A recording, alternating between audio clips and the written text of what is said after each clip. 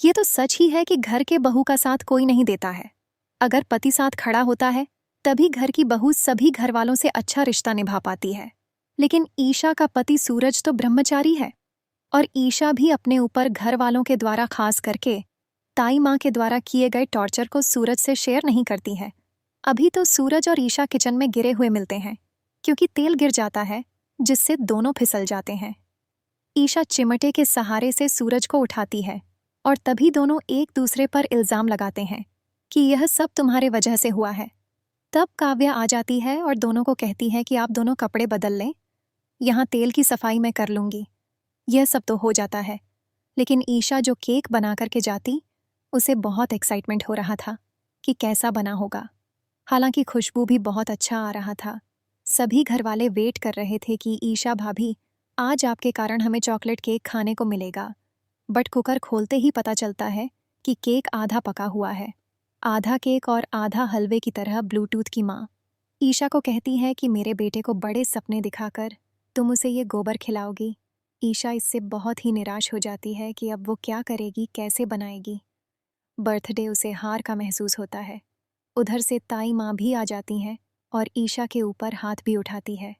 वह कहती है कि गृहस्थी होकर भी तुम्हें कुछ पता नहीं है। वह केक का डब्बा डस्टबिन में फेंक देती है और चेक करती है कि गैस ही खत्म हो चुका है। फिर वह ईशा से गैस के पैसे मांगती है, पूरे 60,000, जिसमें ईशा का बजट इम्बैलेंस हो जाता है। लेकिन काव्या बहुत ही समझदार लड़की है। काव्या की मदद से ही ब्लूटूथ का बर्थडे सेलिब्रेट होगा। काव्या ईशा को समझाती है कि हम लोग एडजस्ट कर लेंगे, हम लोग आपस में बांट कर सब एंजॉयमेंट कर लेंगे। यह सब बातें दामाद जी भी सुन रहे होते हैं। वह घर से जाने का नाम ही नहीं ले रहे होते। उन्हें अपना मकसद जो पूरा करना है, फिर दामाद जी अपने कारनामों को अंजाम देने के लिए हर एक कोशिश करते हैं। इधर ताई जी ईशा के सारे किताब सिंक में डालकर पानी में डुबो देती है कि हो गई तुम्हारी पढ़ाई, अब तुम्हारी कोई पढ़ाई नहीं होने वाली है। ईशा बड़े दुख के साथ साथ किताब उठाती है और वह सब पार्टी का सारा अरेंजमेंट करने जा रही होती है। लेकिन सूरज को उसकी पढ़ाई की बहुत ही चिंता होती है। वह उसकी पढ़ाई का जिम्मेदारी लिया है तो सबको भी निभाने की भी कोशिश करता है। वह ईशा को चिमटे से खींचकर उसे छत ले जाता है कि चलो तुम्हें पढ़ाई करनी है। लेकिन ईशा एक्सक्यूज़ बना देती है कि नहीं, मुझे बहुत सारे काम हैं। सूरज कहते हैं कि तुम बहुत अच्छे बहाने लेकर आती हो, लेकिन तुम्हें पढ़ाई करनी होगी। तुम्हें आज टेस्ट देना ही होगा, इसके लिए मैंने मास्टर जी बुलाया है। ईशा बहुत ही कोशिश करती, लेकिन आखिर लास्ट में ईशा को मास्टर जी के सारे जवाब देने पड़ते हैं और ईशा सफल भी होती है। वह सारा जवाब देती भी है, सही सही। और जब भ्रष्टाचार की बात आती है तो सूरज इतनी गहराई से भ्रष्टाचार के बारे में ईशा को समझाता है कि ईशा को अपनी इलेक्ट्रिसिटी बिल वाली प्रॉब्लम का सॉल्यूशन मिल जाता है और वह अब अच्छे से बिजली विभागों को अंजाम देने वाली है। और एक तरफ दामाद जी घर पर ही है और किचन के सारे डब्बे में वह ड्रग्स के पैकेट मिला देते। लेकिन एक पैकेट नीचे गिर जाता है जो कि ब्लूटूथ नमक सोचकर अपने अमरूद में डालकर खाने की कोशिश करता है।